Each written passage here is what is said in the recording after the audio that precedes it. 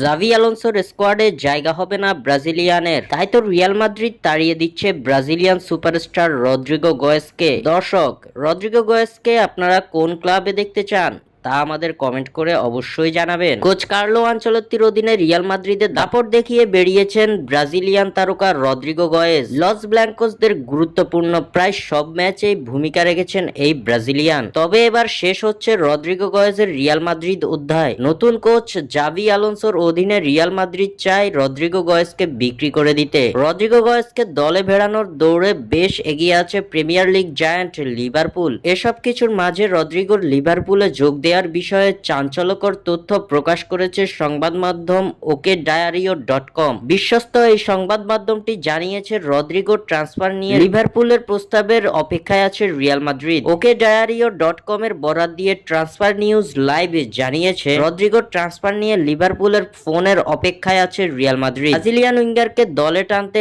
Liverpool এখন সবচেয়ে ভালো অবস্থানে রয়েছে। রিয়াল মাদ্রিদ চাইছে লিভারপুল যেন দ্রুত যোগাযোগ করে এবং আলোচনার সূচনা করে। আগামী সপ্তাহে দুই ক্লাবের মধ্যে আনুষ্ঠানিক আলোচনা শুরু হতে পারে। এদিকে রদ্রিগোকে বিক্রি করতে রিয়াল মাদ্রিদ দাবি করছে 100 মিলিয়ন ইউরো। এখন দেখার বিষয় রিয়ালের এই বিশাল প্রস্তাবে রাজি হবে কিনা লিভারপুল। ধারণা করা যাচ্ছে সবকিছু ঠিকঠাক থাকলে আগামী সপ্তাহে রদ্রিগো গোয়েসের ট্রান্সফারের বিষয়টি এগিয়ে যাবে। স্বাক্ষর থেকে সাদবিন ইসলাম।